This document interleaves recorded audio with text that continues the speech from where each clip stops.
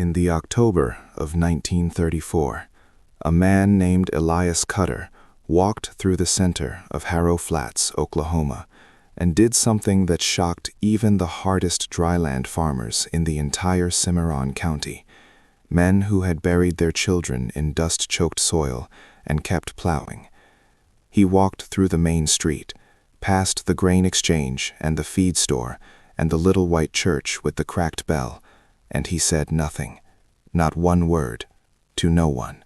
He simply walked and looked and smiled. And by midnight, every lamp in Harrow Flats had gone dark.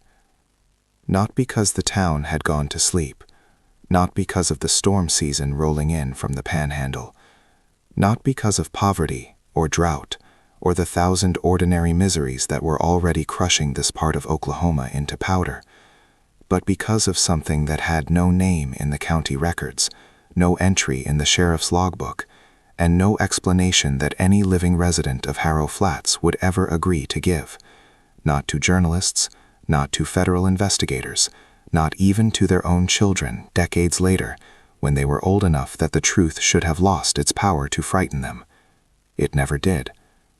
By the morning of November 3, 1934, Elias Cutter's body had changed in ways that the county coroner, a man named Dr. Preston Mallow, would later describe only as inconsistent with known causes. 41 people were dead, missing, or simply gone, vanished from homes that still had warm food on the table and fires that hadn't yet burned down to ash.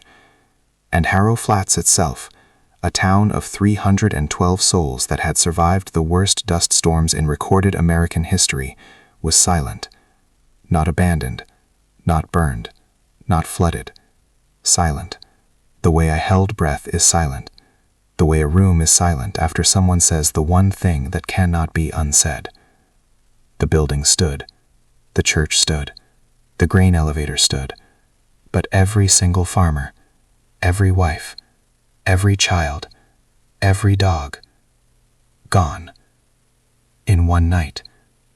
After 1 hour of complete and total silence, that, according to 3 separate witnesses who fled before it ended, seemed to have a sound of its own.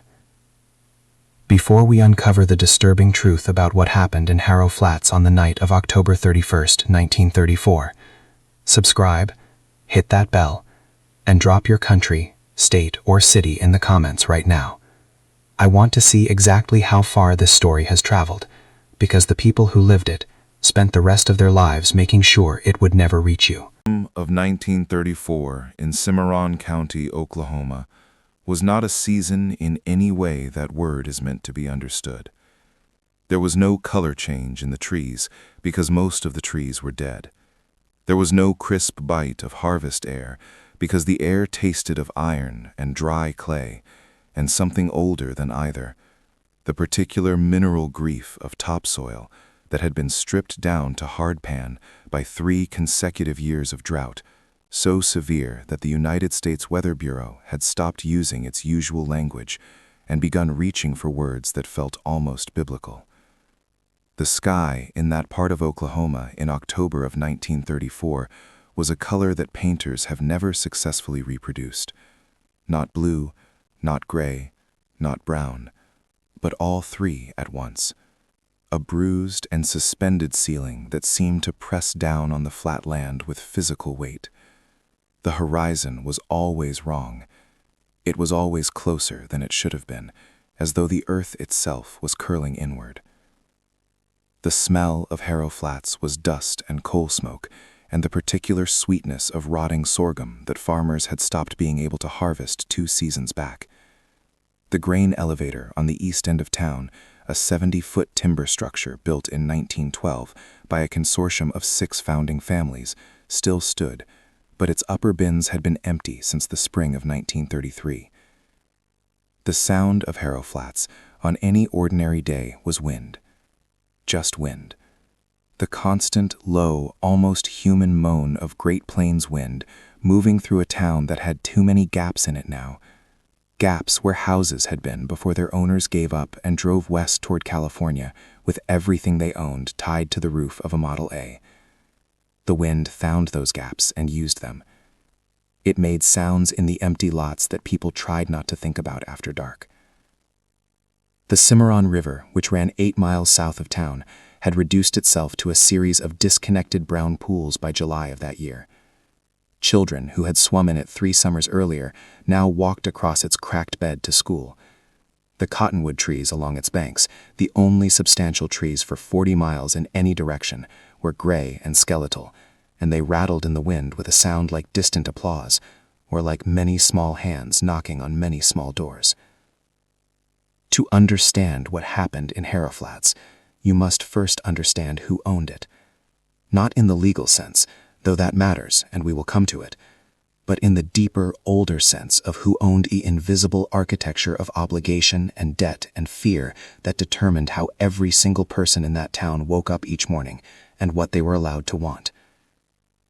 The formal economy of Harrow Flats in 1934 was wheat farming, and wheat farming had been functionally destroyed. The Federal Emergency Relief Administration had begun sending aid parcels to Cimarron County in March of that year, but the distribution point was in Boise City, 31 miles away, and most Harrow Flats families had already sold their vehicles or couldn't afford the gasoline. The county sheriff, a man named Orville Dench, who had held the position since 1921 and intended to hold it until he died, which he did in 1951 of an unrelated cardiac event. Sheriff Dench was the arm of a specific kind of law. Not the law of statutes or courts, but the law of whoever had lent money to the most people. In Harrow Flats, that person was a land broker and private creditor named Edmund Rourke, who operated out of a 2-story brick building on the corner of Cimarron and Main. That was the only brick building in town, and which Rourke had deliberately built to be the only brick building in town. Rourke held mortgages on 63% of the farmland within 12 miles of Harrow Flats. He had acquired most of these mortgages not through original lending but through purchase, buying distressed debt from the First National Bank of Guymon at pennies on the dollar during the banking contractions of 1931 and 1932. This was entirely legal. It was also in the lived experience of every farming family in Harrow Flats, indistinguishable from a kind of slow administrative strangulation. Rourke did not need to threaten anyone. He simply waited. He attended church every Sunday, donated to the school roof repair fund in 1933, and foreclosed on 11 properties between January and September of 1934. He was polite about it every single time. Politeness, in that context, was its own form of violence. The social structure of Harrow Flats was organized around 3 institutions: the First Baptist Church of Harrow Flats, whose pastor, Reverend Thomas Udell, had been in the pulpit since 1919; the Harrow Flats Farmers Cooperative, which by 1934 had exactly 4 functioning members and met in the back room of a feed store; and the informal but absolute authority of a small group of founding family patriarchs who had been in Cimarron County since the land run of 1893, and who considered their suffering to be, in some way that they could not articulate but deeply felt, proof of their ownership, not just of the land, but of the right to decide what happened on it. Women in Harrow Flats had no formal role in any of this. They kept the town alive. They are almost entirely absent from the official record. In the autumn of 1934, the people of Harrow Flats were not merely poor. They were at the precise psychological breaking point that historians of the Dust Bowl era have only recently begun to examine with the seriousness it deserves. A state of chronic, cumulative trauma so severe that it altered the way people perceived reality. There are documented cases from Cimarron and Texas counties during this period of farmers reporting auditory hallucinations in dust storms, of women who stopped speaking for weeks at a time, of children who developed elaborate internal mythologies to explain why the sky had turned against them. The clinical language for what was happening to these communities did not yet exist. The people living through it reached instead for the language they had, which was largely the language of scripture and superstition, and this matters enormously for understanding what happened in Harrow Flats, because it means that when something genuinely inexplicable occurred, the community had no framework to contain it, except the very oldest human framework of all. This is punishment, and somewhere, someone is responsible. What was normal in Harrow Flats in 1934 was foreclosure, malnutrition, dust pneumonia, and a specific prairie silence that settled over everything after the wind died.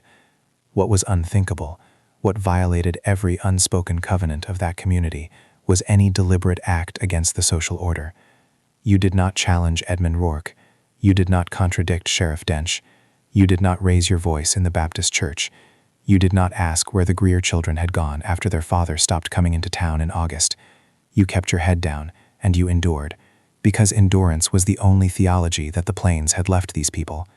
To act, to choose, deliberately, to do something, was almost cosmically foreign to the survivors of Harrow Flats by the fall of 1934. They had been so comprehensively stripped of agency that agency itself had come to feel dangerous, like a door that shouldn't be opened because you couldn't know what was on the other side. This is the soil, cracked, exhausted, morally compromised, into which Elias Cutter arrived in the third week of September 1934, driving a truck that no one could later agree on the color of.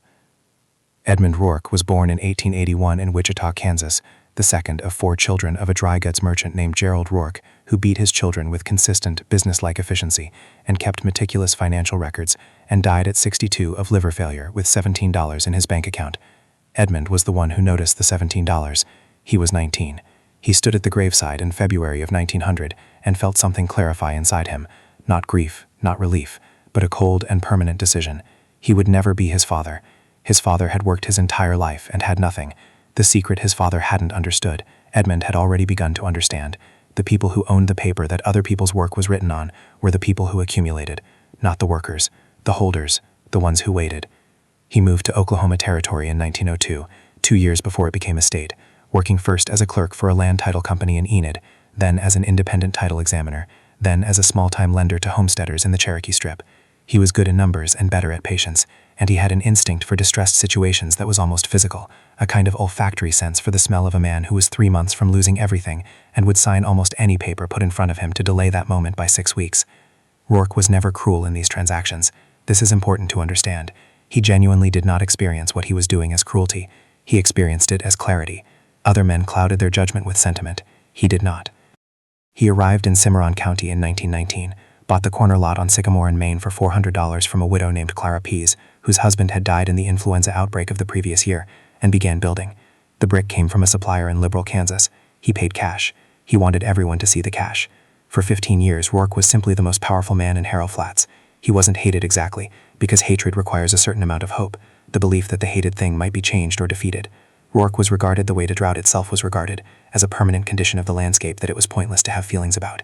He attended every town function. He shook every hand. He knew every child's name. He foreclosed in January.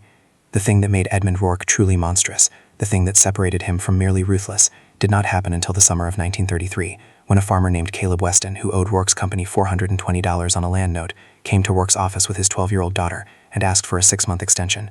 Weston had nothing to offer as collateral. He was, by any measure, a man who had already lost. Rourke looked at the daughter, then he looked at Weston. Then he said quietly that he thought something could be arranged, and he asked the girl to wait outside. What was arranged exactly has never been documented. Caleb Weston got his extension. He never looked anyone in Harrow Flats in the eye again.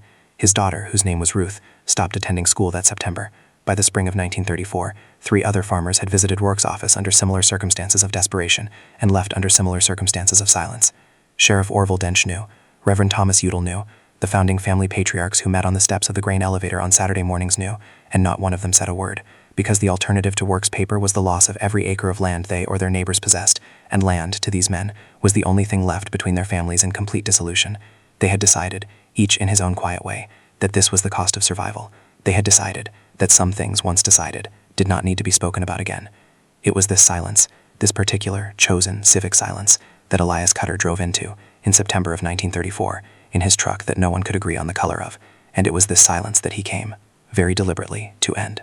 The first thing people noticed about Elias Cutter was his hands. They were wrong for his body in a way that was difficult to articulate, but impossible to ignore. Too large, too deliberate.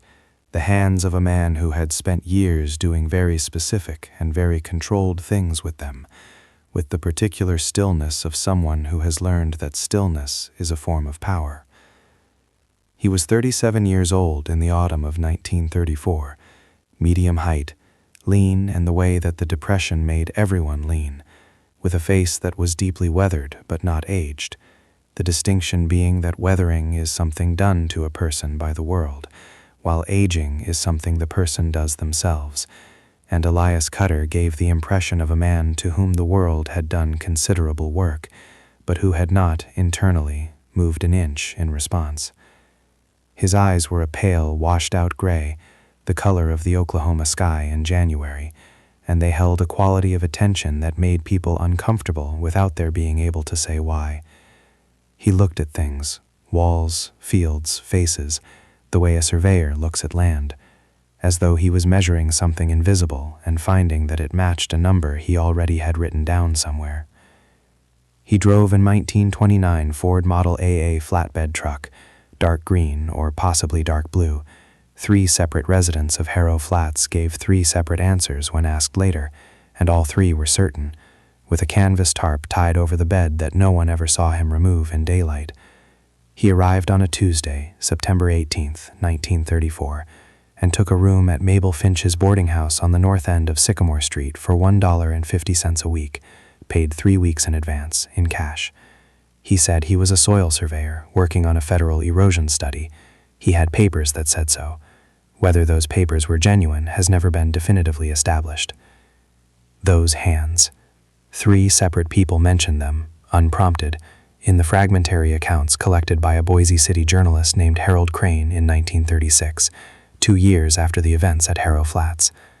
A woman named Agnes Pollard, who ran the dry goods counter at Fincher's General Store, said that when Cutter reached across the counter to take his change, she had an involuntary and immediate sense of safety, as though those hands had caught something before and would catch something again.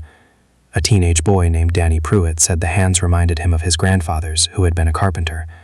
The third person, who asked not to be named in Crane's notes, and whose identity has never been established, said only that the hands looked like they knew exactly how much pressure was required for any given task, and left it at that.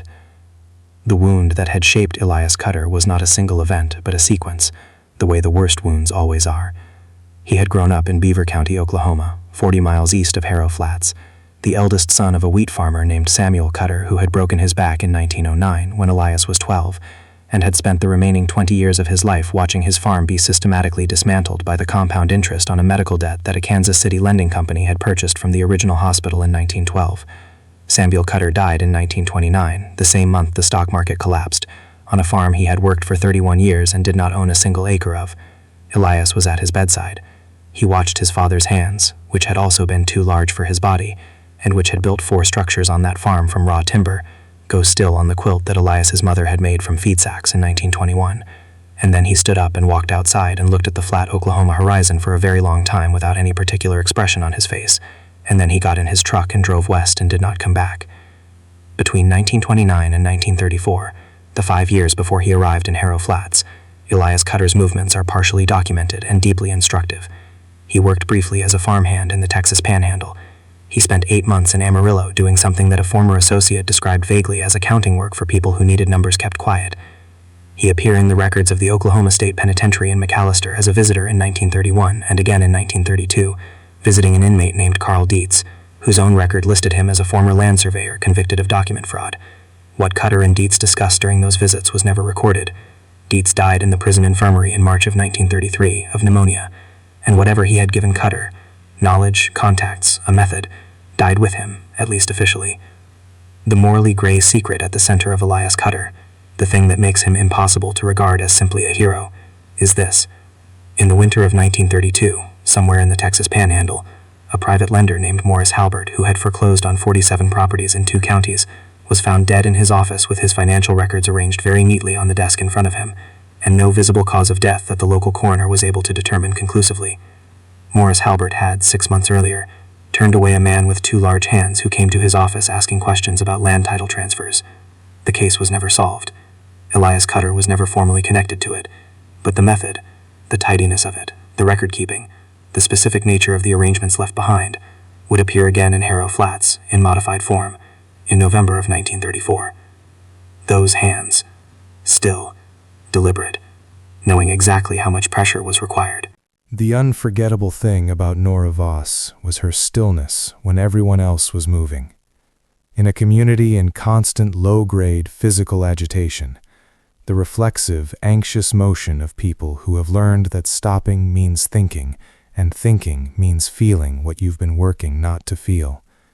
Nora Voss sat completely still.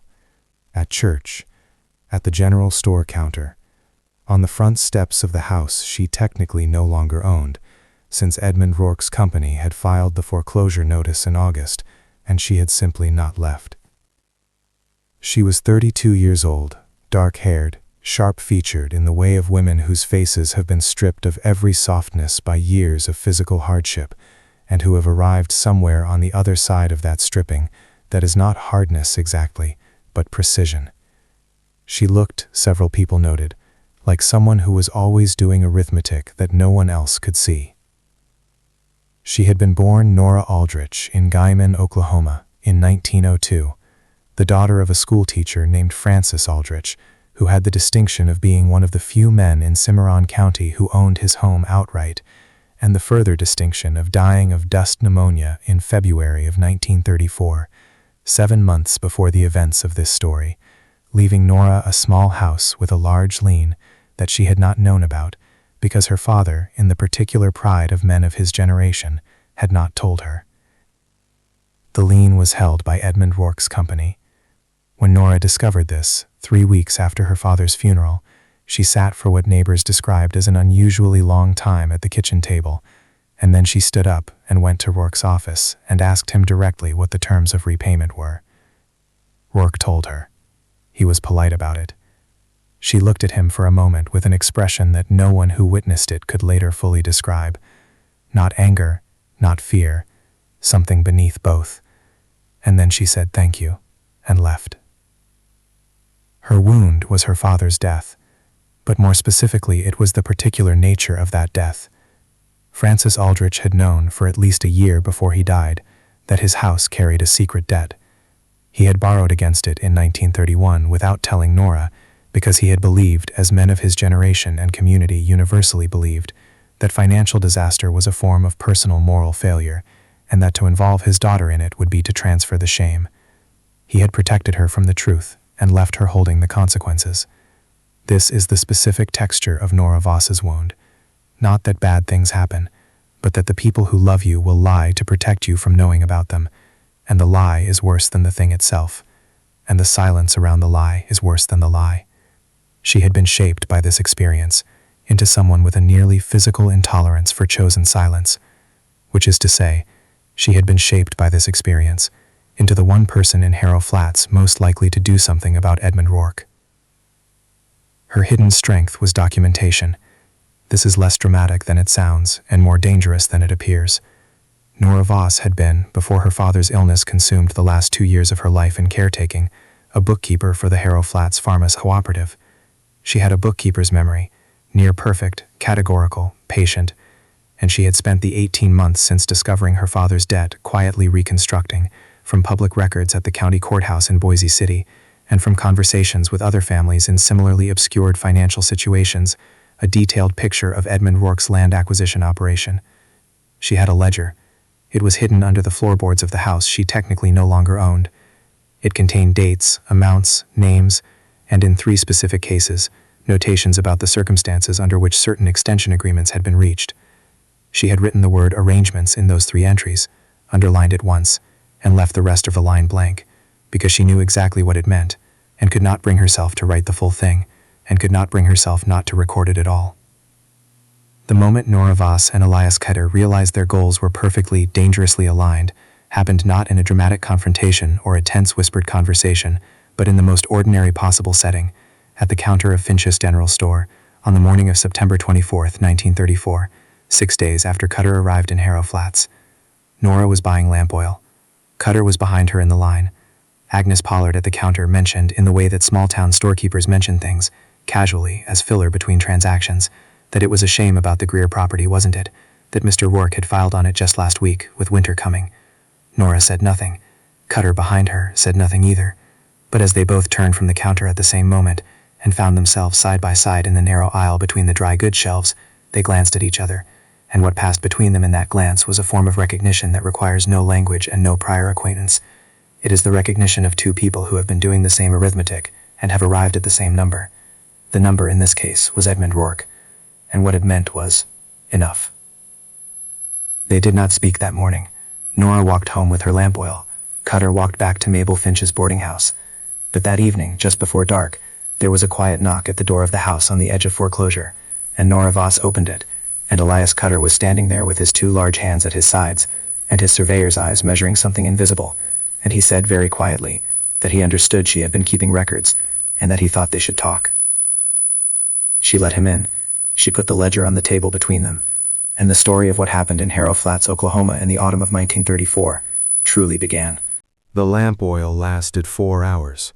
That was how long they talked the first night, sitting across from each other at Nora Voss's kitchen table, with the ledger open between them, and the wind doing its usual work outside, pressing against the window glass, finding the gaps in the caulking, making the house feel smaller and more temporary than it already was. Cutter did not touch the ledger. He looked at it the way he looked at everything, with that surveyor's measuring patience, and asked her to walk him through it entry by entry. She did. She was precise. She did not editorialize. She stated amounts, dates, names, and in the 3 entries with the word arrangements underlined, she paused and looked at him, and he nodded once, very slightly, and she moved on. When she finished, he was quiet for a long moment, and then he asked her a single question. How many people in this town know what you know? She said, everyone who needs to know already knows, and everyone who knows has already decided not to do anything about it. He looked at her for a moment with those pale January eyes. Then he said, that's what I thought. The suspicion between them in those early hours was not the dramatic, cinematic kind, not accusation and counter-accusation, not drawn weapons or raised voices. It was subtler and in some ways more interesting than that. Nora Voss was suspicious of Elias Cutter the way a person is suspicious of a tool that seems too perfectly suited to the job at hand, not because she doubted his usefulness, but because she understood, with the bookkeeper's instinct for hidden costs, that nothing arrives at exactly the right moment without a reason, and the reason is rarely what it appears to be on first inspection. She had not advertised her ledger. She had not told anyone in Harrow Flats that she was building a case.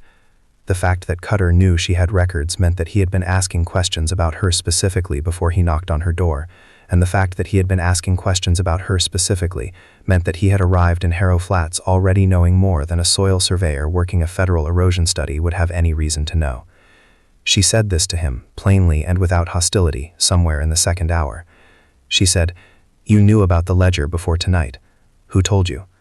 He was quiet for long enough that the silence became its own kind of answer. Then he said, "A man in McAllister before he died told me that if I ever found myself in Cimarron County with a problem that needed solving quietly, there was a woman in Harrow Flats who understood how money moved and wasn't afraid to write it down. He said her name was Aldrich then.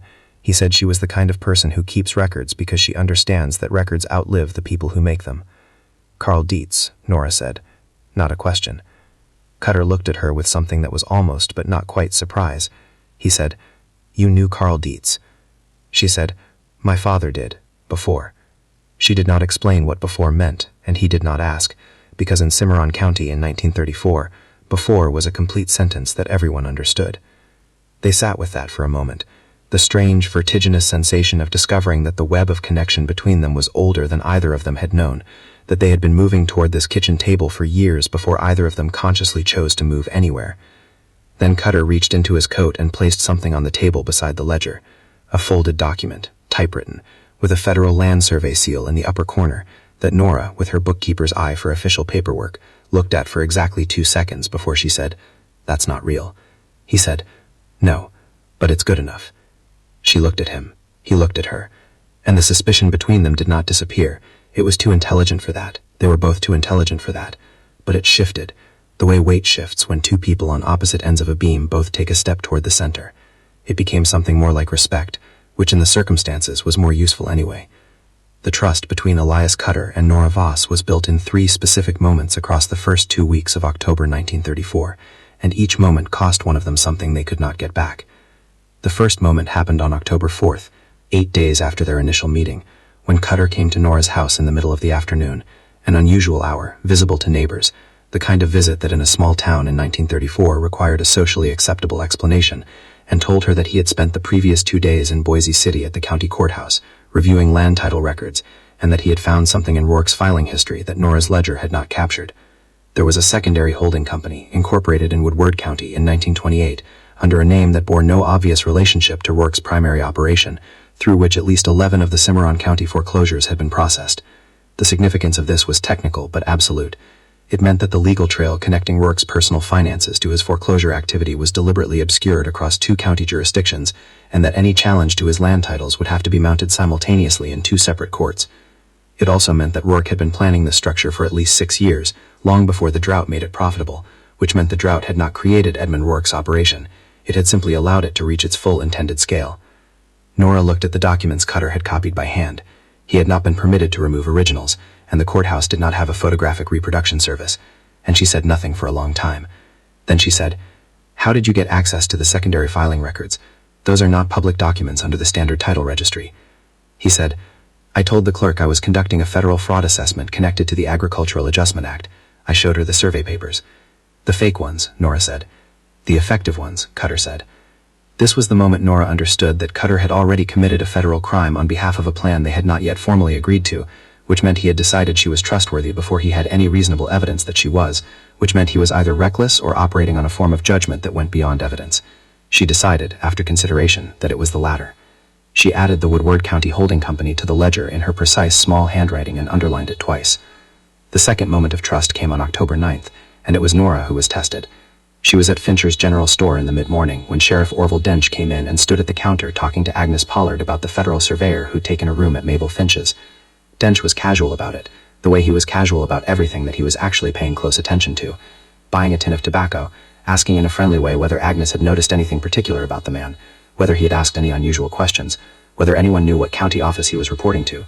Agnes said she didn't know much. Dench said he'd heard the man had been seen talking to Nora Voss on her front steps last week. Wasn't that something?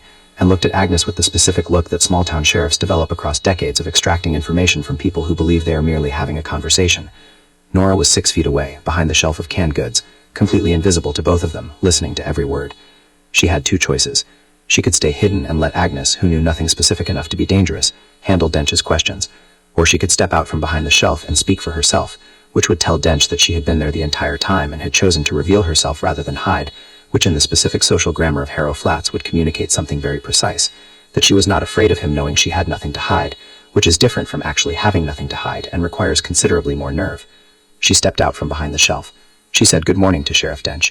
She said yes, she and Mr. Cutter had spoken briefly, because she had asked him about the federal erosion assessment program, and whether her father's land, she used the phrase her father's land quite deliberately, might qualify for any remediation funds given its specific soil profile. She said it had come to nothing because it turned out the assessment was for a different county grid entirely. She said it with the flat, factual affect of a woman who spends a great deal of time reading financial documents, and Dench looked at her for a moment with his extraction look, and apparently found nothing to extract, and said, well, that was a shame, and left. When she told Cutter about it that evening, he was quiet for a moment in the specific way he was quiet when he was recalibrating something. Then he said, "You didn't have to do that." "I know." He said, "You could have stayed behind the shelf and it would have been fine." "I know. I didn't want to stay behind the shelf." She paused. "I've been staying behind things for 2 years. I'm finished with that." He looked at her with something she had not seen in his face before, which was the particular expression of a man who has spent a long time operating alone, recognizing, with some surprise, that he doesn't have to anymore. He looked at those 2 large hands of his for a moment. Then he looked back at her. He said, "All right." The third moment, the one that completed the foundation of their trust, happened on October 14th, and it was the most dangerous of the 3. Cutter had established, through his evening walks around Harrow Flats, the slow, observational walks of a man conducting a survey, unremarkable to anyone who didn't know what they were actually for, that Edmund Rourke had a specific routine on Tuesday evenings. He drove his Packard to a farmstead 7 miles south of town, on the road toward the Cimarron riverbed, where a family named Calloway had been living rent-free in a Rourke property since their own foreclosure in 1932. Cutter believed, based on observation of the timing and duration of these visits, that something was happening at the Calloway property that Rourke needed to keep separated from his Harrow Flats office and his public persona. He needed to confirm this without being seen. He asked Nora if she knew the Calloway family. She said she knew Ruth Calloway, who was 16, and who had been Ruth Weston before her mother's second marriage, whose original surname she said with a specific controlled flatness that told Cutter everything he needed to know without her having to say it. He went very still. He said, "Weston." She said, "Yes." He said, "The same Weston who..." She said, "Yes." He went to the Calloway property that Tuesday. What he saw there confirmed what Nora's ledger had implied in its careful, restrained notations. He came back to Nora's kitchen table after midnight, and sat down and was quiet for a long time, and then told her, in full, what he had witnessed through the single-lit window of the Calloway farmhouse. This account does not need to be reproduced here. What matters is that when he finished, Nora Voss was also quiet for a long time, and then she opened the ledger and added a final entry with a date and a location, and no amount and no name. Just a single word that was not arrangements this time, but something shorter and more final, and she underlined it once, and she closed the ledger, and she said, "When do we start?" It was Cutter who spoke first. He said there was something she needed to know about him before they went any further. He said he was not, in any formal or documented sense, a good man. He said this without self-pity and without the performance of remorse, with the same flat informational affect he used when citing courthouse records, as though he was simply correcting a possible misapprehension before it caused problems later. He told her about Morris Halbert. Not obliquely, not with the protective vagueness of a man managing his own confession, directly and completely, the way you tell something to a person whose judgment you have decided to trust entirely, which is the most dangerous thing you can do with another person, and which Cutter had apparently decided to do now. He told her that in November of 1932, in a small office in the Texas Panhandle, he had sat across a desk from a private lender named Morris Halbert, who had foreclosed on 47 properties and had personally enriched himself by an estimated $60,000 through the deliberate targeting of farming families in acute crisis, and that he had spent 40 minutes in that office, and that when he left, Morris Halbert was still sitting at his desk, and that the financial records on that desk had been arranged in a specific order, and that Morris Halbert was never going to foreclose on anyone again. He told her what he had used. He told her how long it had taken. He told her that Halbert had not suffered, which was a choice he had made deliberately, and which he had spent 2 years occasionally reconsidering. He said, "I am telling you this because you have a right to know who is sitting at your kitchen table, and because what I am proposing to do in Harrow Flats will not look exactly like Morris Halbert, but it will come from the same place in me. And if that changes what you want to do, you should tell me now." Nora Voss listened to all of this without moving. Then she said, "Did he deserve it?" Cutter said, "I thought so. I still think so." She said, "Then I understand." He looked at her. He said, "Understanding isn't the same as agreeing." She said, "No, but it's enough to continue." The audience should sit with this for a moment. Elias Cutter is not a hero. Nora Voss is not naive. They are two people who have arrived through different routes and different wounds at the same moral conclusion, that there are situations in which the formal structures of justice are so thoroughly captured by the people who need to be brought to justice that the only remaining mechanism is the one that operates outside those structures entirely. This is a conclusion that the 20th century would test, in much larger and more terrible ways, many times over. In a farmhouse in Oklahoma in 1934, it was simply the arithmetic of two people with nothing left to lose, and a ledger full of evidence that the law had already decided not to read. If you're still watching, drop a 3 in the comments. I want to know who's with us this far into the story. The plan, as Cutter laid it out on the evening of October 17, 1934, was built on 3 structural components, and it was elegant in the way that plans built by people with nothing to lose are often elegant, stripped of every unnecessary element, designed around the specific vulnerabilities of a specific target, dependent on timing and nerve rather than resources or manpower. The first component was the documentation. Nora's ledger, combined with the Woodward County corporate filings Cutter had copied by hand, constituted a paper record of Rourke's operation that was, in Cutter's assessment, sufficient to destroy Rourke financially and legally if it reached the right hands. The right hands were not the sheriff, who was complicit, or the county court, whose judge had borrowed money from Rourke in 1930.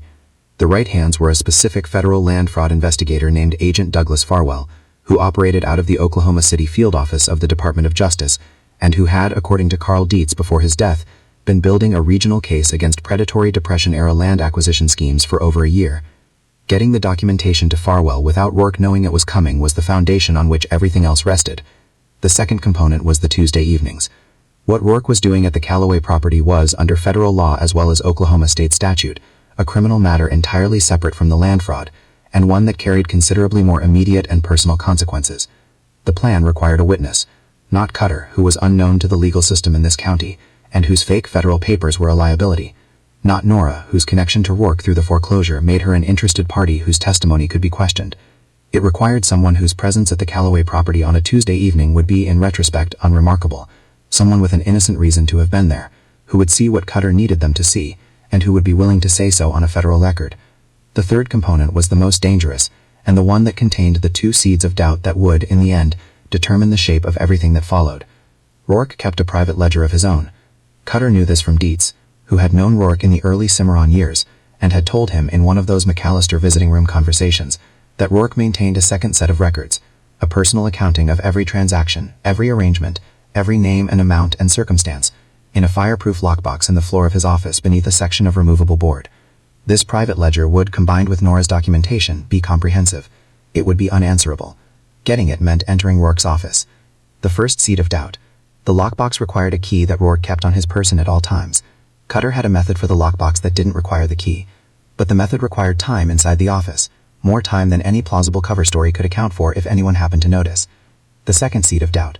The witness Cutter had in mind for the Tuesday evening component was Ruth Calloway, who was 16 years old, and who, when Nora went to speak to her in the second week of October, had looked at Nora with eyes that were not afraid exactly, that had already passed through fear into somewhere quieter and more permanent, and said yes, without hesitating, before Nora had finished explaining what she was asking.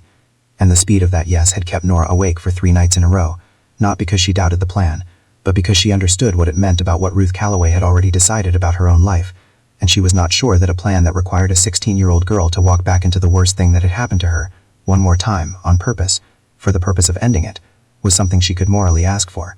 Cutter had said when she raised this, "It's her choice." We asked. She said yes. Nora had said, "That's not the same as it being right." He had said, "No, but we don't have a different option that ends with the same result." She had looked at him for a long time. Then she had said, "All right, but I go with her." He had started to object. She had said, "That is not a negotiation. I go with her." He had been quiet for a moment. Then he had said, "All right." And that was the plan. Flawed in the places all plans are flawed, which is the places where human beings have to rely on each other under conditions of maximum stress and minimum margin. 3 components, 2 seeds of doubt, and an October sky pressing down on Harrow Flats like a held breath, waiting for something to finally give.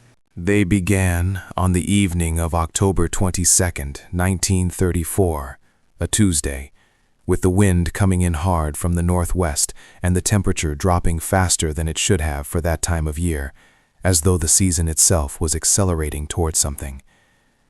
Nora had spent the previous 4 days preparing Ruth Calloway, which is not the right word for what she actually did, which was sit with Ruth in the Calloway kitchen, while Ruth's mother worked the evening shift at the grain elevator office, and talked to her, not about the plan, but about everything adjacent to the plan, about what it meant to decide something, about what it felt like to stop waiting for someone else to act, about the specific and rarely discussed courage required not to do a dramatic thing, but to do a precise and controlled and permanent thing in a situation that has already taken everything from you.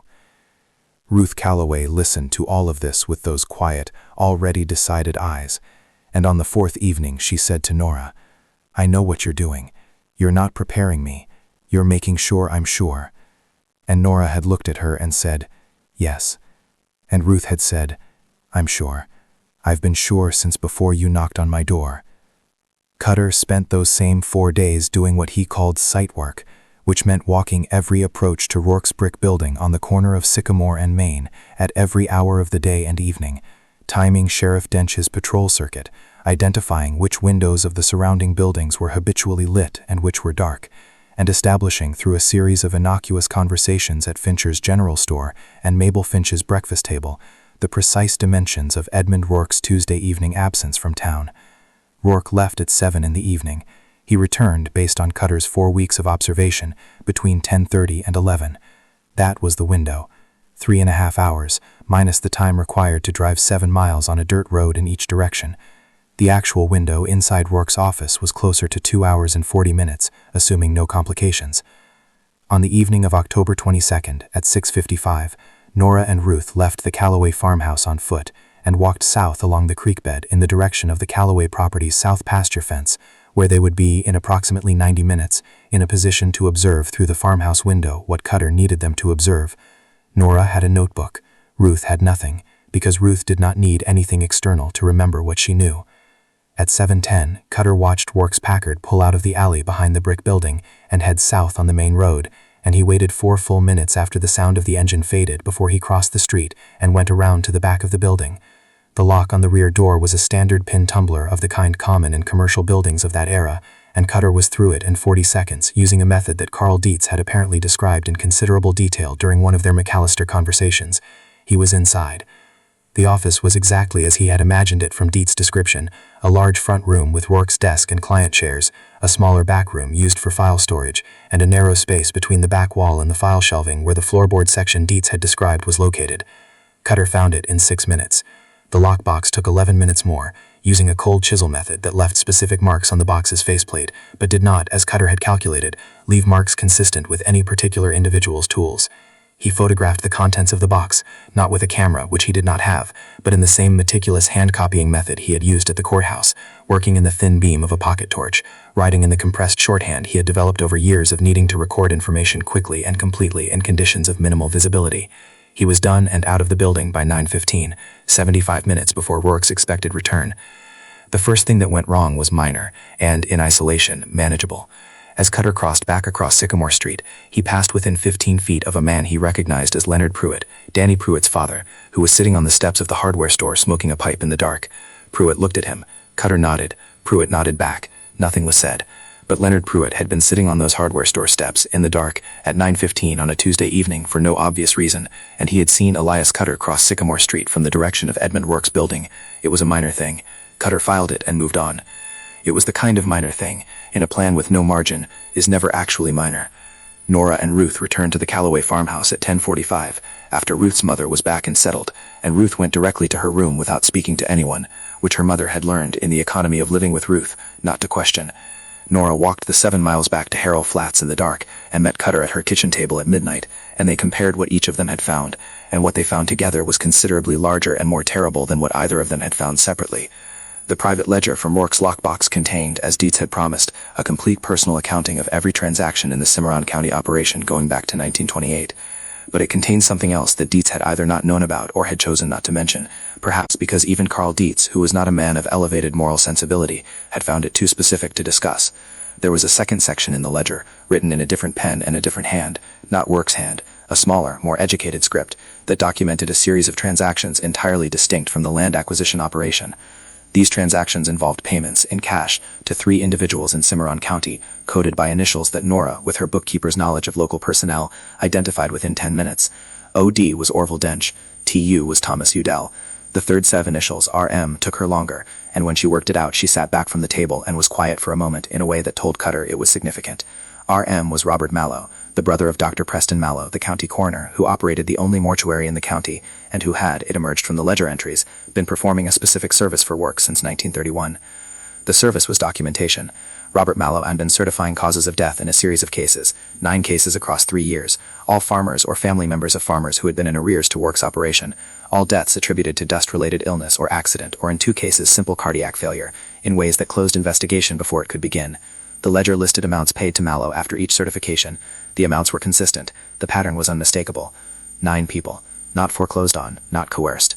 Dead. Nora looked at the entries for a long time. Then she said, "We thought we knew what he was."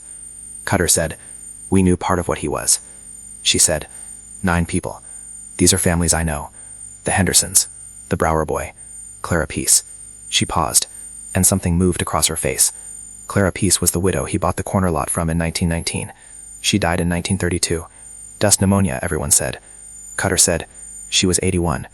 Nora said, "She was 63. She looked up from the ledger. He didn't need the corner lot. He already had the building by then. They sat with this. Clara Peace had been, in some sense, the foundation on which Edmund Rourke's Harrow Flats operation was built, literally, since her lot was the one he'd built his brick building on, and she appeared to have been, in the most final and irreversible sense, silenced when she became in some way inconvenient. What inconvenient meant in her specific case, the ledger did not say, because the ledger was Rourke's personal record, and Rourke apparently did not feel the need to justify himself to himself. There was a payment to R.M. and a date and a property reference number. That was all. The stakes had changed. This was no longer a land fraud case with an attached criminal element. This was 9 counts of what was, functionally, murder, facilitated by the county sheriff, ratified by a preacher who took money to look away, and buried by a mortician who certified lies. The plan that Cutter had designed for a predatory lender needed to be rebuilt, in the middle of the night, for something several orders of magnitude larger and more dangerous. And the federal investigator in Oklahoma City who had been their destination for the documentation was now both more necessary and more uncertain, because a case this size, with this many powerful local figures implicated, was exactly the kind of case that sometimes disappeared between the county level and the federal level, absorbed into the same quiet civic corruption it was meant to expose. Cutter said, "We can't just send the documents to Farwell. Not anymore. We need something that can't be buried, something that's already visible before Rourke knows it's coming. Nora said, "What does that mean?" He said, "It means we need Rourke to be unable to manage the response. We need him to be, when the documents arrive at the federal office, already in a situation where his local protection has been removed and his ability to operate has been publicly and irreversibly compromised." She said, "You're talking about doing this in a specific order?" He said, "Yes." She said, "Dench first, then Udell, then Mallow, then Rourke." He said, "Yes." She looked at him. She said, "How long do we have before Leonard Pruitt mentions to someone that he saw you crossing Sycamore Street at 9:15 on a Tuesday?" Cutter was quiet for a moment. Then he said, "Not long." The first elimination was Sheriff Orville Dench, and it was the one that Cutter had designed most carefully, because Dench was the immediate physical danger, the man with the badge and the gun and the institutional authority to end everything with a single conversation. It happened on the evening of October 28th, a Monday, 6 days after the office entry, before Leonard Pruitt had apparently said anything to anyone, or at least before anything Pruitt might have said had reached anyone who acted on it. Dench had a habit, known to everyone in Harrow Flats because small-town habits are public property, of stopping at the end of his evening patrol at a specific point on the north edge of town, a rise in the road where you could see the lights of the main street behind you and the absolute darkness of the plains ahead, which Dench apparently found either contemplative or simply convenient as a turnaround point. He stopped there every night between 9:30 and 10, got out of his patrol vehicle, smoked one cigarette, and drove back. He had done this for years. It was the kind of routine that a man develops when he has been somewhere long enough to stop imagining that anything unexpected will ever happen. Cutter was waiting at the rise, not on the road, but in the shallow drainage ditch that ran alongside it, which was deep enough and dark enough to be invisible to headlights. He had been there since 9. He had the copied ledger entries in his coat pocket, the ones with OD, and he had in his other coat pocket a small glass vial of something that he had obtained from a source he never named to Nora, and which she never asked him to name, because there are things in a plan that the person who must live with the plan afterward is better served by not knowing with complete precision. What happened at the rise on the North Road at 9:47 on the evening of October 28, 1934, took approximately 12 minutes. What was found at 9:59, when Cutter walked back toward town and Dench's patrol vehicle remained at the rise with its engine running and its single occupant in the driver's seat in a position of complete stillness, was a county sheriff who appeared, to every subsequent examination, to have suffered a sudden and severe cardiac event while taking his evening constitutional. He was 61 years old. He had a documented history of elevated blood pressure, recorded in the files of Dr. Preston Mallow's brother at the county medical office. The death certificate was signed by Dr. Preston Mallow himself. The irony of this would have been almost elegant if it had not been a man's life, and if the man whose life it was had been anyone other than the specific man it was. The town was shocked. The town was saddened in the performative way that communities are saddened by the death of an authority figure they had complex and largely unspoken feelings about. The funeral was held on October 31st, which was the date that would later be listed in every account of the Harrow Flats disappearance as the beginning of the night of silence, though the silence that matters did not begin at the funeral. It began 3 hours after it ended.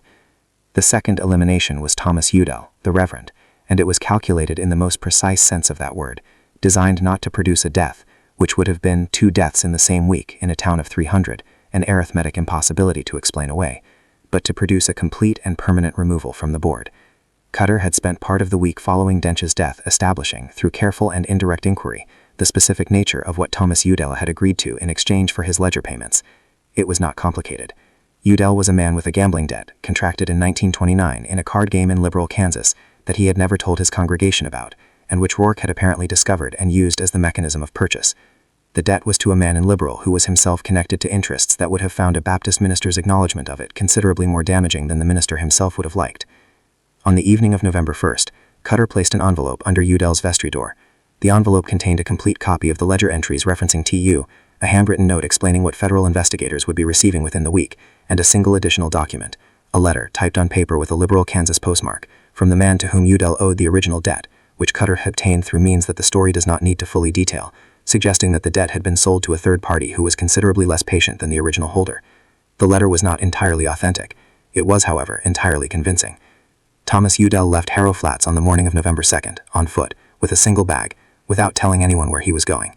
He was seen walking north on the main road at 7 in the morning by Agnes Pollard, who mentioned it to 3 people before 9 o'clock. He was never seen in Cimarron County again. He surfaced 2 years later in a small Methodist congregation in eastern Arkansas under a different name, which tells you everything you need to know about both the depth of his shame and the resilience of his sense of professional identity. The third elimination was Robert Mallow, and it was the one that crossed every line, and Cutter knew it, and did it anyway, and it is the one that has no comfortable moral framing available and deserves none. Robert Mallow was not a powerful man. He was not, by any visible measure, a dangerous one. He was 54 years old, heavyset, a widower who lived in the back rooms of his mortuary on the south end of Harrow Flats, and who had, by every account, been a reasonably competent and ordinarily decent man until the specific moment in 1931 when Rook had come to him with a problem and an amount of money that represented, to a small-town mortuary in the deepest trough of the Depression, approximately 2 years of ordinary income for approximately 2 hours of paperwork. He had said yes. He had said yes 8 more times after that. Whether he thought about the 9 people whose deaths he had certified falsely, whether he experienced anything in the watches of the night that could be described as guilt or grief or the specific horror of what he had participated in, is not known. He left no record of his internal life. What he left was 9 false death certificates in the county record, and a man who needed him silent. What Cutter did to Robert Mallow on the night of November 2nd used the full range of what those 2 large, 2 knowing hands were capable of, applied with the cold and complete attention of a man who had decided that precision was the only mercy he was willing to extend. It took considerably longer than 12 minutes. It left Mallow alive, which was the decision Cutter had made, and which he justified to Nora afterward with a single sentence. A live witness in federal custody is worth 9 death certificates. But alive was a relative term for what Robert Mallow was when Cutter was finished, and the specific nature of what had been done to him, not to his body, which was unharmed in any externally visible way, but to his capacity to function as a free individual in the world without the assistance of institutional support, is the detail that the Boise City journalist Harold Crane, when he eventually got close enough to the story to hear a partial version of it, said he could not print in a newspaper, and which kept him awake by his own later account, for months. Mallow signed a complete written confession on November 3rd, in the presence of 2 witnesses whose names are not in the public record, and surrendered himself and all his documentation to a federal office in Oklahoma City. He did so without any physical coercion on that morning. He had been by that morning simply a man with no remaining options and no remaining will to protect the person whose protection had cost him everything he had once been. It was Leonard Pruitt who finally said something. Not to Dench, who was dead, and not to the acting interim sheriff, a deputy from Boise City who had been appointed 2 days after Dench's death, and who knew nothing about Harrow Flats and its interior architecture of obligation and silence. Pruitt said something to Rourke directly, on the morning of November 2nd, standing in Rourke's office and describing what he had seen on the evening of October 22nd, a man crossing Sycamore Street from the direction of this building, a man whose description matched the federal surveyor from Mabel Finch's boarding house, at 9:15 on a Tuesday when Rourke was not in town. Rourke listened to this with complete stillness. Then he asked Pruitt a single question, which was, did anyone else see him? Pruitt said he didn't know. Rourke thanked him, gave him an envelope that Pruitt did not open in the office, and waited until Pruitt left before he picked up the telephone on his desk and made 2 calls. The first call was to Sheriff Orville Dench's office, where a Boise City deputy answered and told him the sheriff was unavailable, meaning dead, which Rourke of course already knew. The second call was to a number in Woodward County that connected to a man whose name is not in any available record, but who had apparently been a component of Rourke's operation that Nora's ledger had not captured, and that Cutter had not known existed. By noon on November 2nd, a vehicle with Woodward County plates had arrived in Harrow Flats and parked in the alley behind Rourke's brick building. By 2 in the afternoon, Cutter had noticed it. By 3, he had identified it as a problem he had not planned for. By 4, when he went to Mabel Finch's boarding house to retrieve the copied documents from their hiding place in the wall cavity behind the baseboard in his room, he found his room already opened, the lock not forced but picked, expertly, by someone who had come and gone quietly, and the wall cavity empty. He stood in the center of his room for a moment that he later described to Nora as the longest moment of his adult life. Then he went, very quickly and very quietly, to Nora's house. She was not there. The kitchen table was empty. The ledger was... You want to understand what I did. Everyone always wants to understand, as though understanding is something different from agreeing, as though if you can find the mechanism, you can absolve yourself of the discomfort of recognizing it. I will tell you the mechanism. I have nothing left to protect. What you call predation, I call geometry. The land was there, the debt was there, the drought was there. I did not make any of these things. I found them already assembled, the way you find a machine already running when you walk into a room. And I made a decision that most men are too sentimental or too frightened to make. which is that a running machine is not a moral question, it is an operational one. You either understand how it works and position yourself accordingly, or you stand in front of it and get consumed by it and call that virtue. I have known many virtuous men. I buried most of them, one way or another, and they died with the specific, bewildered expression of people who believed that suffering patiently was a transaction and that the universe owed them a receipt. My father worked for 31 years and died with $17. I decided at 19 that this was not a tragedy, it was an instruction. The instruction was, the man who holds the paper is not the same category of person as the man whose labor the paper represents. My father was the second category. I became the first. This is not evil. This is literacy. Most people are simply illiterate about how the world is organized, and they experience their illiteracy as injustice. And they are correct that something unjust is happening to them, but they are wrong about what it is. The injustice is not that someone is taking from them. The injustice is that no one taught them to take first. In Harrow Flats, I found the most perfect operational environment I had ever encountered. A community in maximum distress with a social structure that had already, before I arrived, developed all the necessary mechanisms of self-silencing. They silenced themselves. I want you to understand this clearly because it is the part that people find most uncomfortable. I did not impose the silence on Harrow Flats. I found it there, fully formed, the product of decades of a specific kind of prairie Protestantism that had convinced an entire region of people that endurance was holiness and complaint was weakness, and that to acknowledge what was being done to you was somehow more shameful than the doing of it.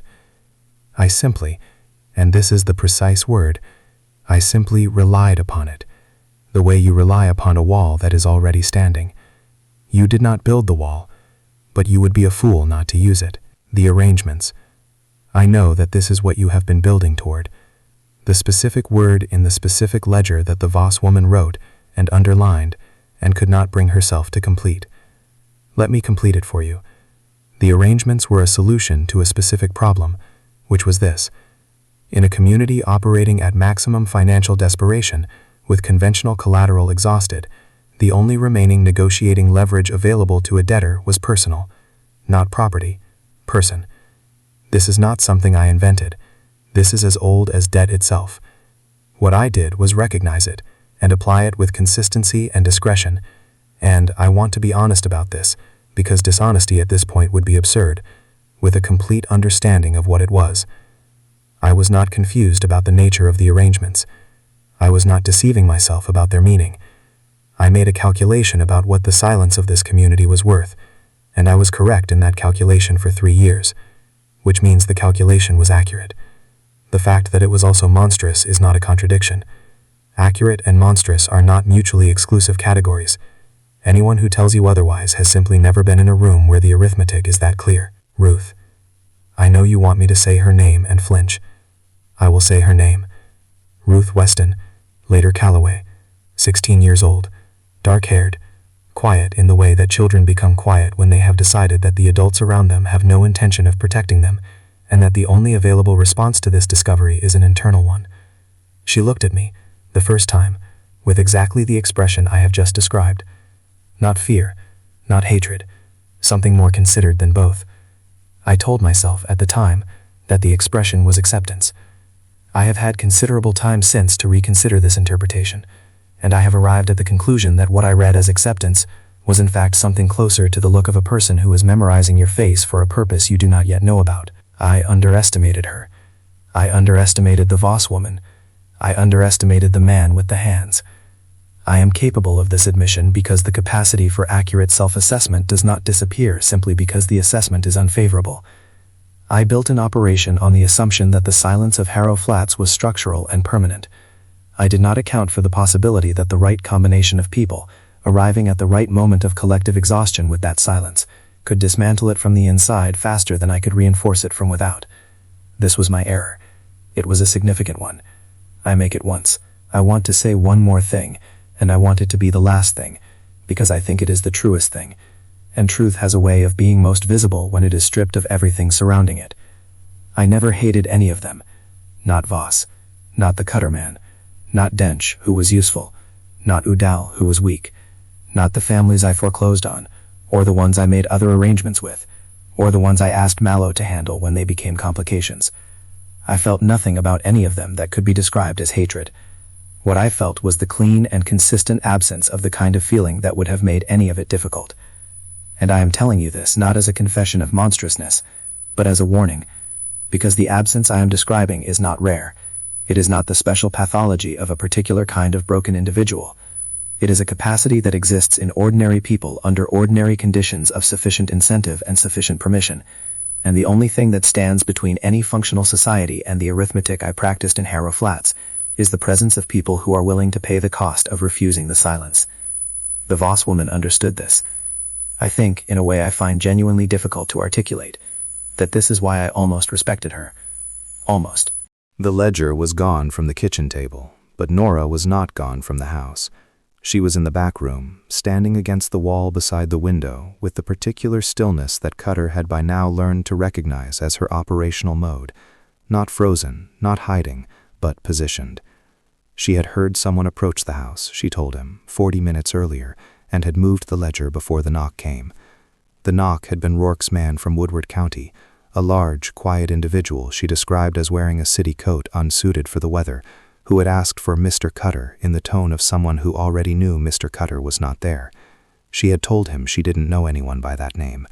He had looked at her for a long moment with the specific look of a man performing an assessment, and then he had left.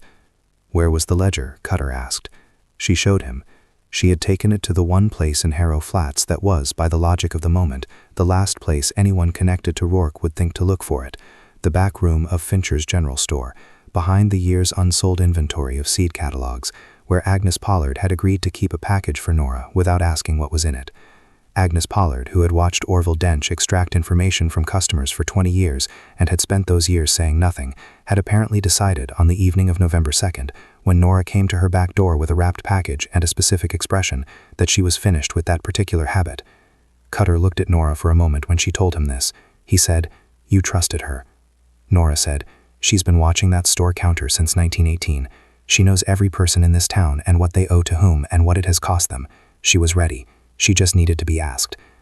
This, it would later seem to Cutter, was the thing he had spent his adult life not understanding about communities, that the silence was never total, never structural, never as permanent as it appeared from outside it. It was always a surface over something else, and the something else was always people who were ready to be asked.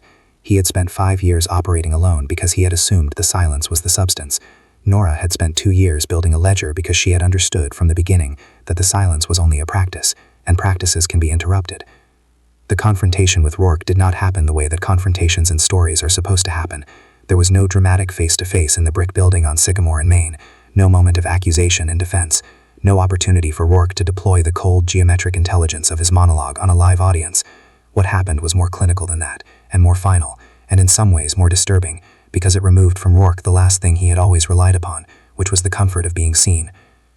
On the morning of November 3rd, 1934, a sealed packet arrived at the Oklahoma City field office of the Department of Justice, addressed to Agent Douglas Farewell, containing Nora's complete ledger, Cutter's hand-copied notes from Rourke's private lockbox, the Woodward County corporate filings, and Robert Mallow's signed confession, which had been obtained in the manner previously described, and was, whatever its circumstances, legally valid.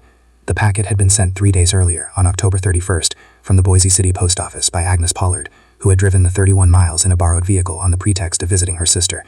This was the piece of the plan that Cutter had not told Nora about in full detail, not because he was withholding it from her, but because he had added it after the discovery of the 9 false death certificates, when he had recalculated the necessary timing, and understood that the documentation needed to be in federal hands before the confrontation with Rourke occurred, not after, because after was too late if anything went wrong.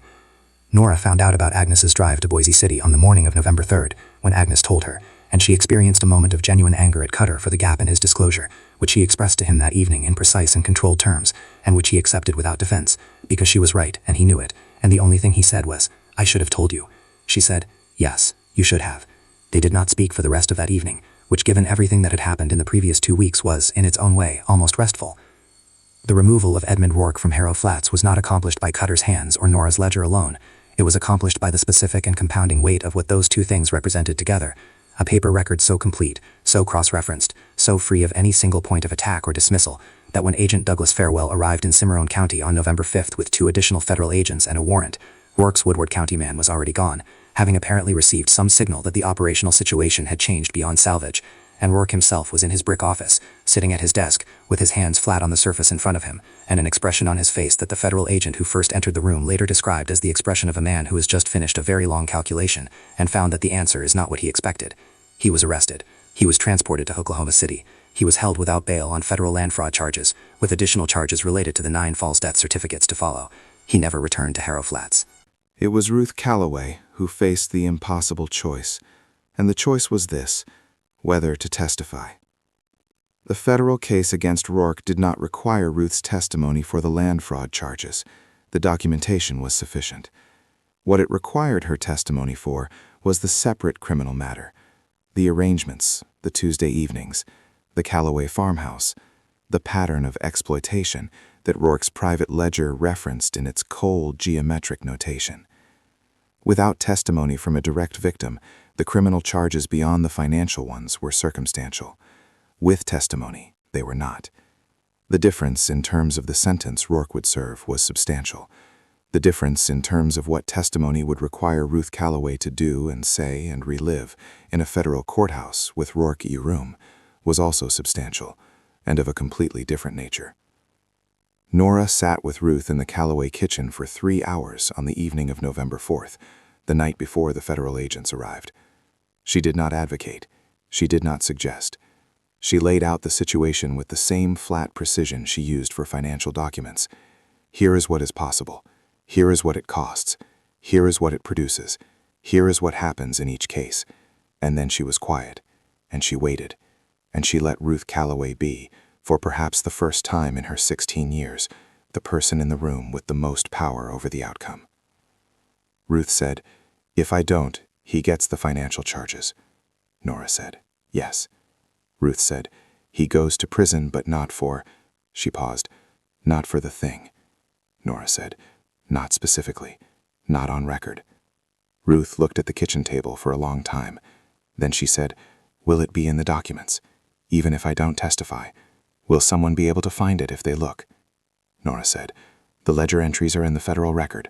They reference the arrangements. Someone who knows what to look for will find it." Ruth said, "Will people know what to look for?" "I will make sure of it." Ruth looked up at her. She said, "Then I don't have to be in the room with him again." "No, you never have to be in a room with him again." Ruth was quiet for another moment. Then she said, "All right." And the all right was not resignation and not relief, but something between them. The sound of a person setting down a weight they have been carrying since before they were old enough to understand what weight was, and finding that the ground is still there underneath them, and that standing without it is possible, that they have in fact been strong enough to stand without it the entire time. This is who Ruth Calloway was. This is what the story is actually about. Not Cutter's hands, not Nora's ledger, not Rourke's monologue, or his arithmetic, or his cold geometric literacy about how the world is organized. It is about a 16-year-old girl in a farmhouse kitchen in Oklahoma in November of 1934, in the worst year of the worst decade, of the hardest life in the hardest place in America, choosing on purpose and with full understanding to put down a weight that no one had a right to put on her in the first place, and deciding that standing up was something she was going to do now, and doing it. In the 48 hours following Rourke's arrest, Harrow Flats did something that no one who was not there has ever fully been able to explain, and that those who were there have never been fully able to articulate. It went quiet. Not the usual wind-scoured, depression-weighted silence of a town that has been beaten into stillness. A different silence. The silence of a place that has been holding its breath for a very long time and has just, finally, exhaled. People came out of their houses, not to celebrate. There was nothing yet to celebrate. Rourke was in federal custody, but the land was still encumbered, and the drought was still ongoing, and the dead were still dead. They came out simply to be outside, together, in the specific way that communities sometimes do after a sustained crisis, as though the lifting of a particular pressure makes the air itself feel different, and people need to verify with their bodies that this is real. Agnes Pollard opened the store at 6 in the morning and didn't charge anyone for anything until noon. Leonard Pruitt sat on the hardware store steps and did not speak, but nodded to every person who passed, with the specific expression of a man who understood that his small act of observation, reported to the wrong person at the wrong moment, had nearly ended something important, and who was spending the morning in a kind of silent and public penance for it. The cover story, such as it was, established itself without coordination in the organic way that small-town narratives always do. Rourke had been under federal investigation for some time. The surveyman had been a federal operative. The documentation had come from multiple sources over a long period. No one person was responsible. No one person had done anything dramatic. It had simply, finally, come to light. This was not entirely false. It was approximately as true as any cover story needs to be. Cutter left Harrow Flats on the morning of November 4th, before the federal agents arrived, in his dark green or possibly dark blue truck, with the canvas tarp still tied over the bed. He knocked on Nora's door at 5 in the morning, and she opened it, and they stood in the doorway for a moment without speaking.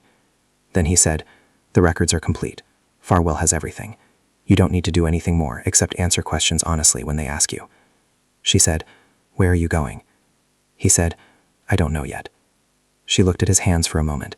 Then she looked at his face. She said, "Be careful with those." He looked at his hands as though seeing them from the outside for the first time. Then he looked at her. He said, "I know what they are." She said, "I know you do. Be careful anyway."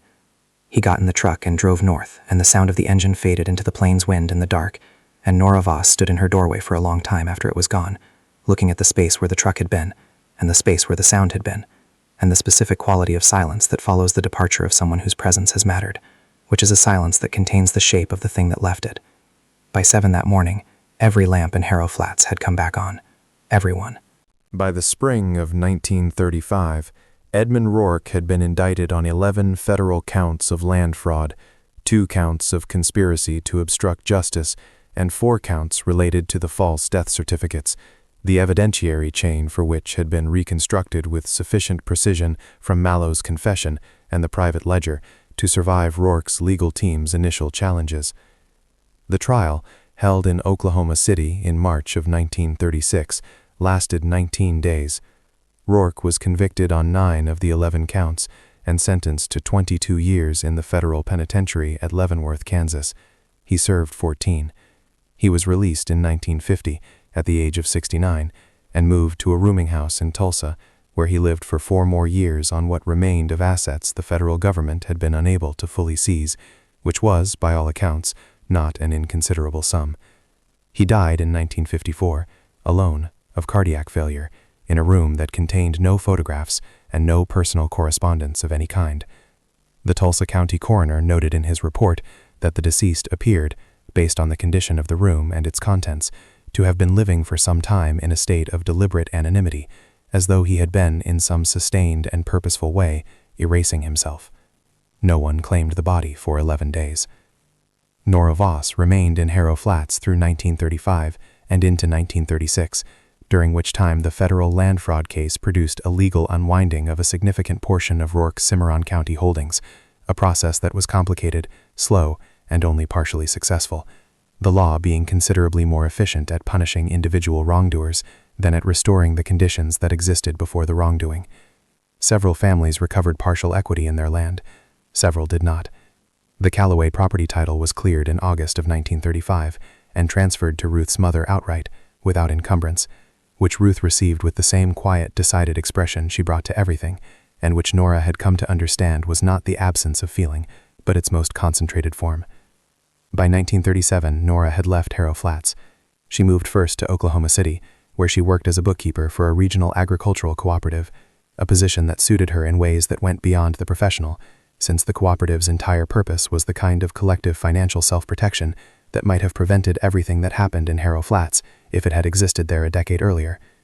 In 1941, she moved to Washington, D.C., where a connection through agent Douglas Farwell led to a position with a federal agency whose name does not appear in her available personal records, doing work whose nature is not specified in any document she left behind. She was extraordinarily good at it, by all available evidence. She retired in 1967. She died in 1981 in a small house in Alexandria, Virginia, leaving behind, among other things, a box of personal papers that her executor, a niece named Carol Aldrich, described as containing mostly financial documents and notebooks in a very small, precise handwriting, and one item that was not a financial document, a single photograph, undated, of a man standing beside a dark-colored truck on a flat, treeless road, his hands at his sides, looking not at the camera but at something off to the left of the frame, with the characteristic attention of someone who is measuring something invisible. His face is partially in shadow. The photograph has never been positively identified. Elias Cutter disappears from any verifiable record after November 4, 1934. There is an entry in a Texas motor vehicle registration database from 1937 for a 1929 Ford Model AA truck registered to an E.C. Harmon in Lubbock County. The surname different, the initials the same, the vehicle matching the description, which may or may not be relevant.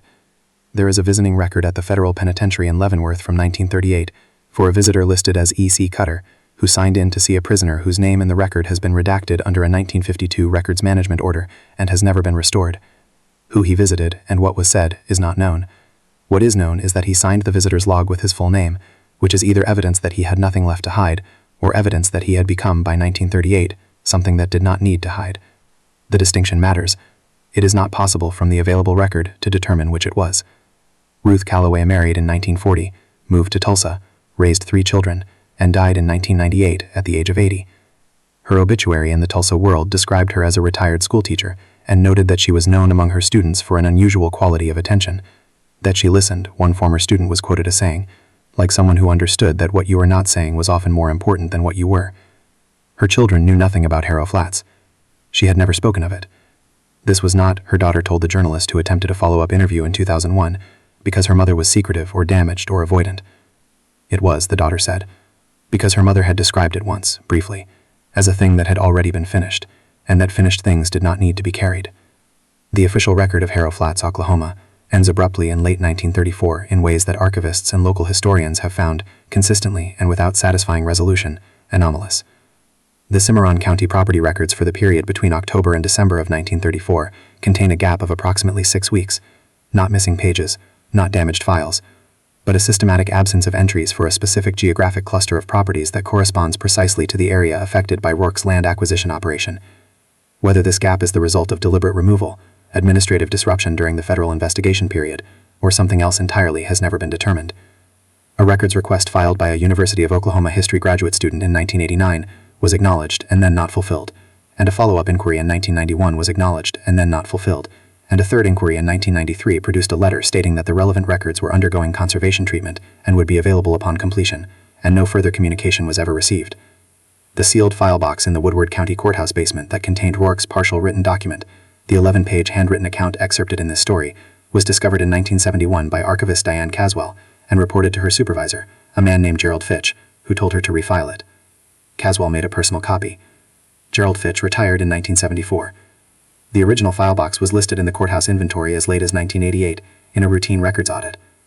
When a researcher attempted to locate it in 1994, the inventory entry existed but the box did not.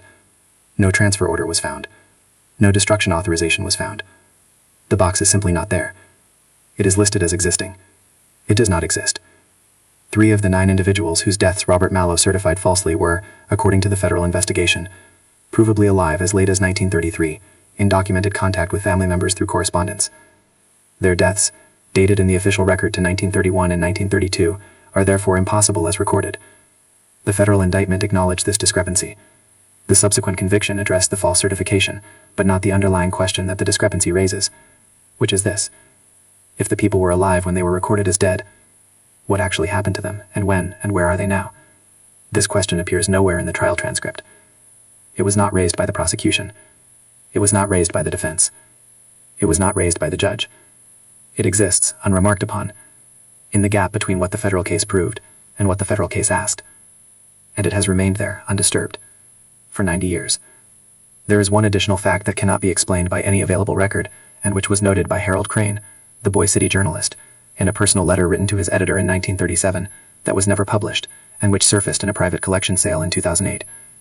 Crane wrote that he had spoken, in the course of his research into Harrow Flats, with 11 former residents of the town, all of whom have left in the period between November 35 and February 36. He wrote that 11, when asked independently and without prompting to describe the night of October 31st, 1934, the night of the funeral, the night the town went quiet, the night that every account identifies as the beginning of the end of Harrow Flats as a functioning community, described hearing, at some point during that night, a sound that none of them could adequately characterize. Not the wind. Not voices. Not any mechanical or animal sound they could identify. A sound, Crane wrote, that all 11 described with slight variations on the same phrase. Like something very large, very far away, finally stopping. What that means, no one has ever been able to say. What Harrow Flats tells us about human nature is something we have always known and consistently refused to act upon, which is that silence is never neutral. The silence of Cimarron County in 1934 was not the silence of ignorance, not the silence of people who did not know what was happening around them and to them, and in some cases through them. It was the silence of people who had made a calculation, each in their own private arithmetic, that the cost of speaking was higher than the cost of the thing they were not speaking about. Sheriff Dench made this calculation. Reverend Udell made this calculation. The founding family patriarchs on the grain elevator steps made this calculation. And they were not, by any ordinary measure, evil men. They were frightened men in impossible circumstances who chose the option that felt in the short term like survival. The tragedy of Harrow Flats is not that monsters existed in it. It is that ordinary people fed those monsters with their silence and called the feeding prudence. What this means for us today is both simpler and harder than it appears. We live in a world that has developed considerably more sophisticated mechanisms for the Edmund Rourkes of every era. More laws, more oversight, more formal channels through which wrongdoing can theoretically be reported and addressed. We also live in a world that has developed with equal sophistication the mechanisms by which those channels can be captured, redirected, and neutralized by the very people they are designed to constrain. The question that Harrow Flats poses is not whether the formal mechanisms exist. It is whether the people within the community, the Agnes Pollards, the Nora Vosses, the people who have been sitting behind the shelf long enough, are willing to step out from behind it when the moment arrives. The ledger is always being kept, by someone, somewhere. The question is whether anyone will agree to hold it. And the question that this story leaves unanswered, the question that haunts in the precise sense of returning uninvited in quiet moments when the wind is doing something unusual outside, is this. Elias Cutter sat across a desk from Morris Halbert in 1932 and made a choice that we cannot fully condemn and cannot fully condone. And he sat across a kitchen table from Nora Voss in 1934 and made a series of choices under the same moral architecture. And somewhere in those choices, somewhere in the space between what justice requires and what justice permits, there is a line. And the question is not whether the line exists. The question is whether, in the specific circumstances of Harrow Flats in 1934, the specific poverty and the specific silence and the specific children and the specific 9 people dead in the records and the specific 16-year-old girl with the already decided eyes, whether in those specific circumstances the line was in the right place, and whether you, watching this, in whatever city or country you are in whatever year you are reading this story back into your own life, whether you know with certainty where you would have put it. I don't think you do. I don't think any of us do. And I think that uncertainty, held honestly, is the beginning of the only kind of wisdom that actually costs something. If this story stayed with you, if it made you think, made you uncomfortable, or made you angry, then it did its job. Because the people of Harrow Flats did not disappear into history quietly. They disappeared into a silence that was chosen, maintained, and paid for by real human decisions, made by real human beings, under real human pressure. And the only thing that interrupted that silence was 2 people who decided, in a farmhouse kitchen, in the worst year of the worst decade, that the ledger mattered more than their safety. There is no wrong answer. There is only an honest one. If you found this channel for the first time today, subscribe now, because every story we tell here is one they tried to bury. We bring them back. Next week, we cover the case that federal investigators in 1947 called the most deliberately forgotten labor crime in American history, the story of the Whitmore Basin Mining Company, where 340 workers went underground on a Monday morning in March, and the company filed their payroll as normal for 6 weeks before anyone above ground admitted that not one of them had come back up. The file was sealed for 40 years. We found it.